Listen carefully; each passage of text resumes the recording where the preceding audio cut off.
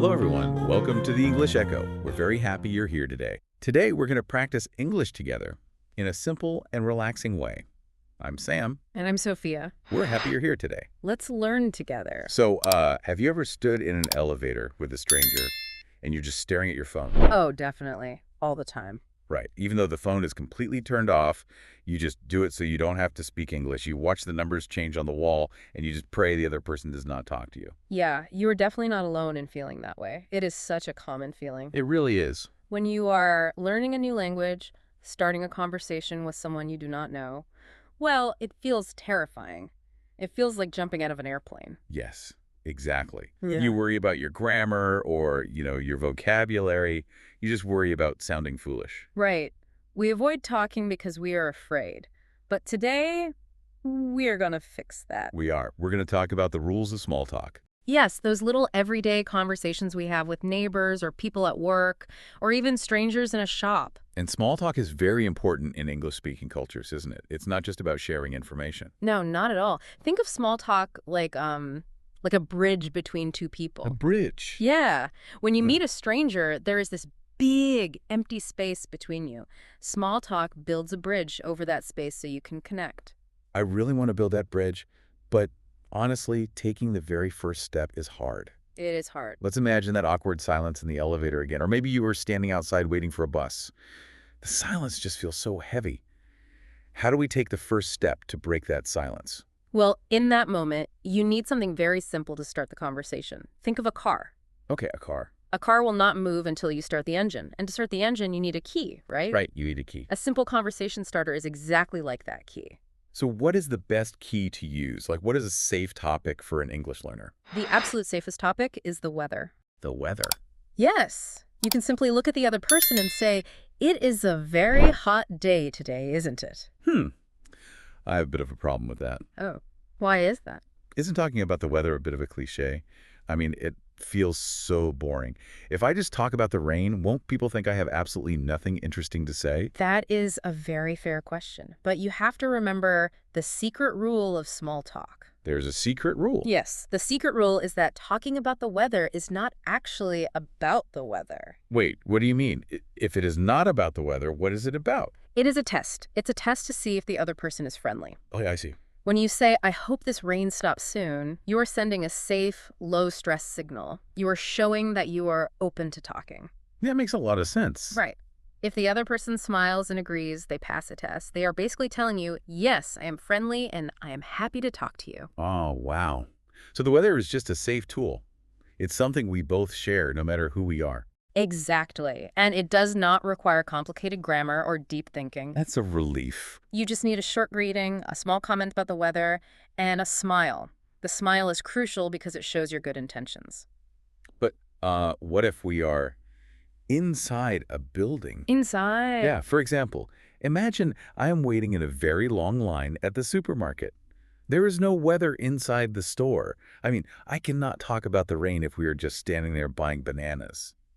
What is a good key to use then? If you are inside, you use the shared environment.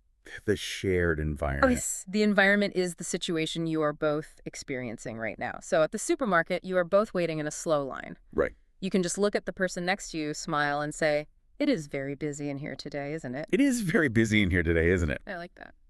I am noticing something we are both looking at. Yes, and again, it is a friendly test. If they just roll their eyes and ignore you, well, they failed the test. And then I can just stay quiet. Exactly, you stay quiet. But most of the time, they will smile and say, "Yes, I have been waiting for 10 minutes," and just like that, the engine is officially started.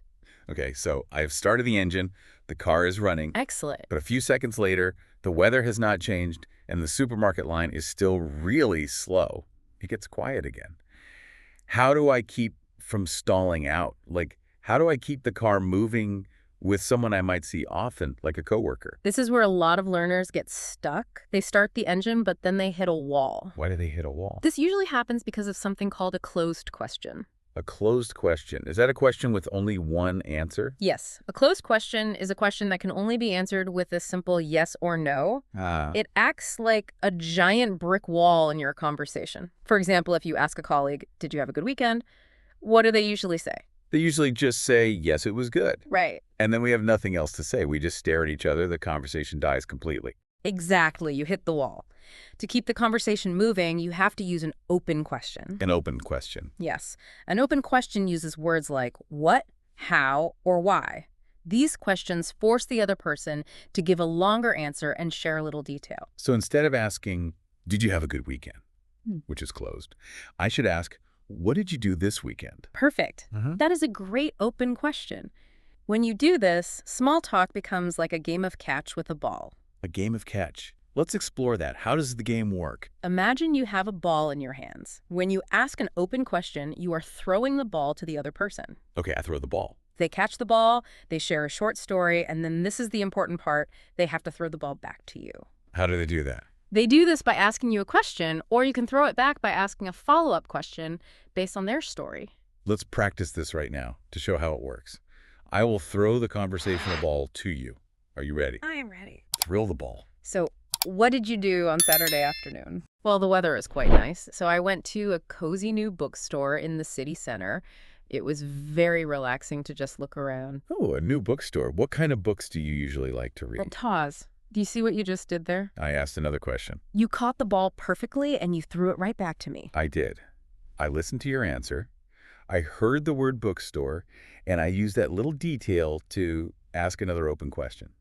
That is the real secret to the game of catch. It requires active listening. Active listening. You have to really listen to the small details the other person shares and use those details to ask your next question.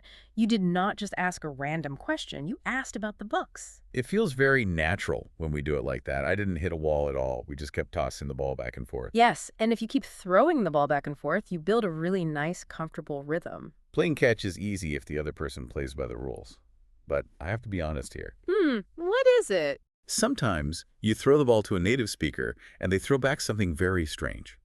It can be surprising, and it causes a lot of panic for learners. Human beings are definitely unpredictable. What kind of strange reaction are you thinking of? Well, I heard a funny story recently. It happened to a man who was learning English. He was at a local coffee shop called the Morning Cup. Okay. He was waiting for his coffee, and he noticed another customer standing next to him with a dog. People love talking about their pets. That is a perfect shared environment for small talk. Right. It was a beautiful, big, golden dog. The man decided to be brave. He wanted to play the game of catch. Good for him. So he walked up to the owner, smiled, and said, "Wow, your dog is so beautiful. What is his name?" That is a fantastic open question. He threw the ball beautifully. What happened? The owner looked at the man. He did not smile at all. He had a very serious, flat face. He looked at the dog, looked back at the man, and said, "He doesn't have a name. He is a secret agent." Oh my goodness. Yeah. A secret agent dog. That is incredibly unexpected. Yes. The English learner was completely shocked. This is exactly what I mean about panic. When something like this happens, your brain just stops working. I can imagine. You freeze like a statue. Yeah. You start thinking, did I use the wrong vocabulary? Is the word dog offensive? Is this man angry with me? I can easily see why that would make someone freeze. When you expect a normal answer, like, his name is Max, and you get a strange answer about a secret agent, it is confusing in any language. So what should a learner do in that situation? How do you unfreeze your brain? First, take a deep breath and do not blame your English skills. You have to understand a cultural rule. What's the rule? Many native English speakers have a very dry sense of humor. A dry sense of humor. What makes humor dry? Dry humor means making a joke without showing any emotion. The person does not smile and they do not laugh. So they look serious. Yes, they sound completely serious, but they are actually trying to be funny and clever. The man at the coffee shop was not angry. He was just making a joke about his dog being a spy. That is very tricky for a learner to understand because there's no smiling to tell us it is a joke. It is tricky. But when someone gives you a very strange or funny answer, you do not need to panic, and you do not need to think of a clever joke to say back. Thank goodness. You can use a simple, gentle reaction. What is the gentle reaction? You just laugh softly, nod your head, and say, "Oh, I see. Very mysterious." Oh, I see. Very mysterious. I like that a lot. It is a brilliant tool. It really is. It shows you heard them, you appreciate the joke, but you do not have to ask any more questions about this secret agent dog. Exactly. You acknowledge their dry humor, and you stay calm. You will meet many different kinds of people in life. Do not let one confusing, strange moment stop you from throwing the ball again. That is great advice. And once we stop being afraid of mistakes or weird jokes, we can really start connecting with people. Yes, we can. Let's talk about how to move the conversation to a deeper place. To go deeper, you have to move past the safe weather and the weekend plans. You start sharing what we call light opinions. Light opinions. That implies there are heavy opinions. What is the difference? There is a very big difference. Heavy topics are things like politics, religion, or personal money problems. Oh, yeah, those are heavy. In English-speaking cultures, talking about how much money you earn or who you voted for is considered very heavy. It can make people feel stressed, defensive, or angry. Small talk should never be heavy. That makes sense. We want the conversation to feel easy. So what is a light opinion? A light opinion is a safe, simple feeling about an everyday topic. Things like movies, food, or hobbies. Could you give an example? Sure. For example, you might say, I thought the ending of that new movie was a bit sad, but the music was beautiful. What did you think? I see. I'm sharing my feeling first. That makes it safe for the other person to share their feeling too. Exactly. You are opening up just a little bit. You can also share light opinions about daily struggles. Daily struggles? Yes. You might say, I am trying to cook Italian food at home, but my pasta is always too soft. Do you have any tips? Oh, I love that strategy. When you ask for a small tip, you make the other person feel smart. People love to give advice and help others. They really do. It builds a positive connection. And this brings us to a very important cultural lesson.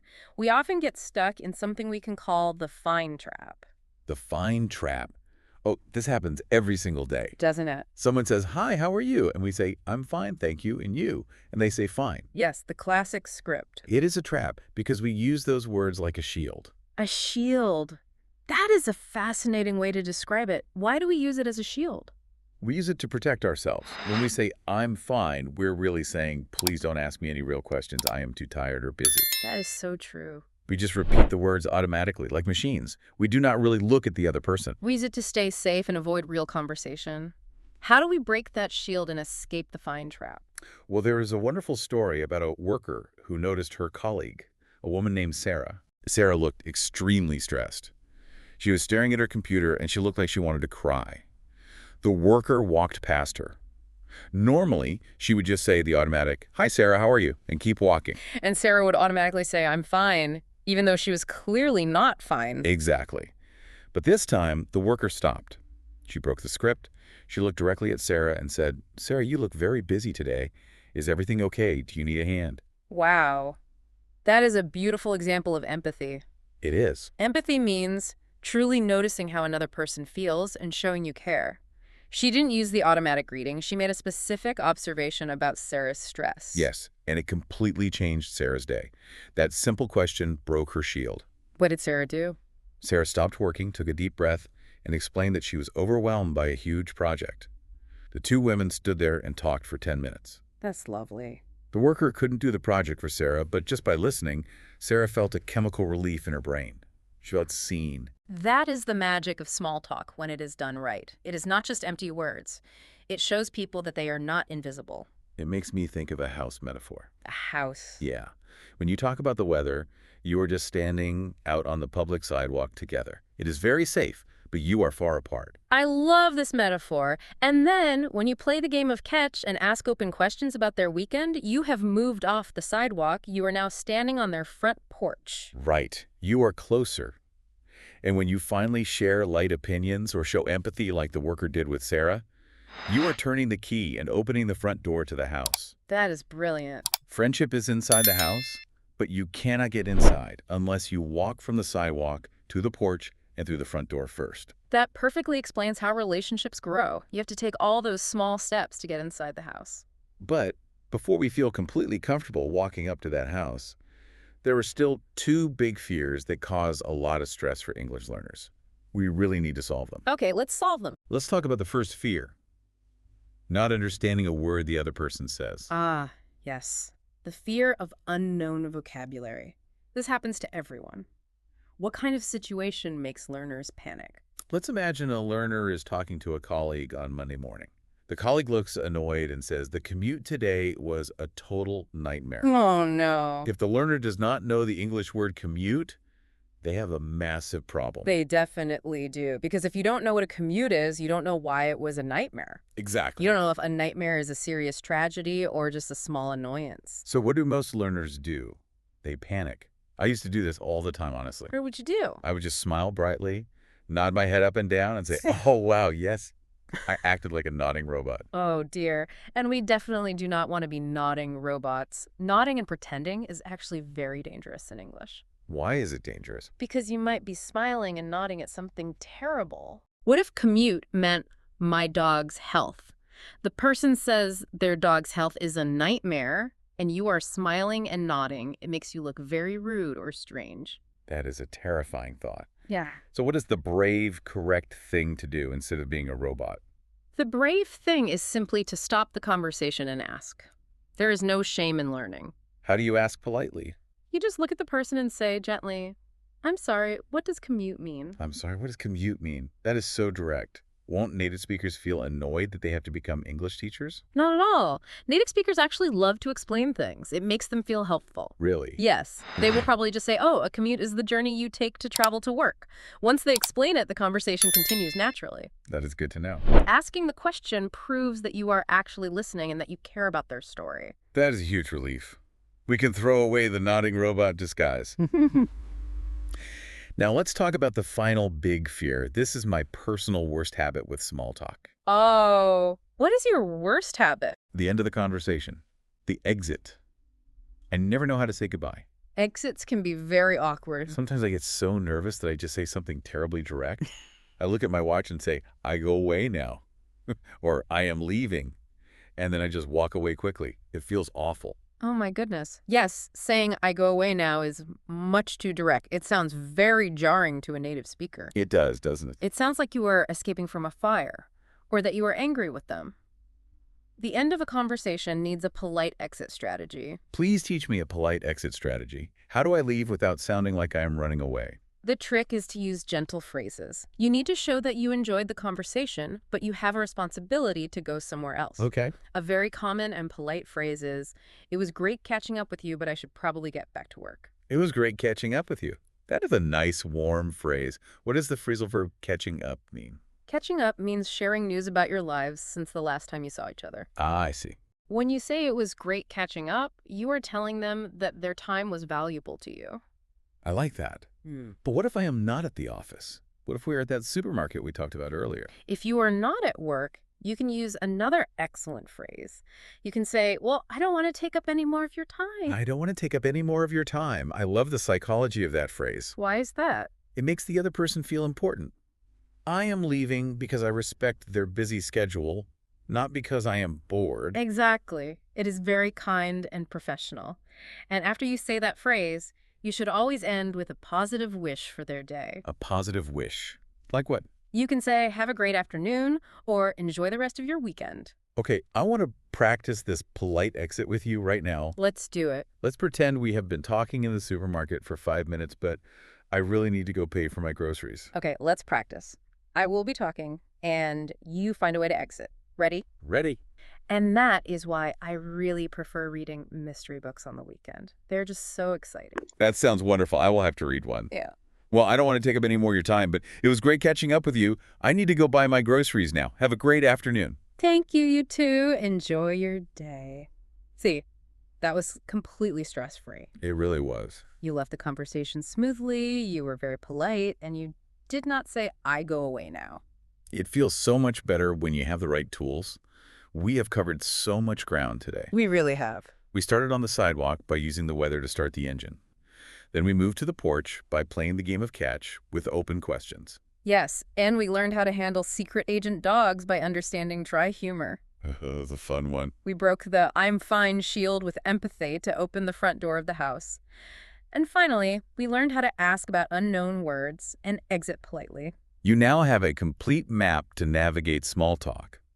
It does not have to be a scary journey where you stare at a blank phone screen in an elevator anymore. No, it doesn't. And the most important rule to remember is that small talk is about connection, not perfection. I love that. You do not need perfect English grammar to smile and show someone that you care. That is a perfect thought to end on. But I want to leave you with one final idea. The next time you are alone in your room, Try speaking small talk to the mirror. Build that bridge with yourself first, so when you finally meet a stranger, you are ready to turn the key. Thank you for listening to the English Echo. Keep practicing English every day. Small steps can make a big difference. See you in the next episode.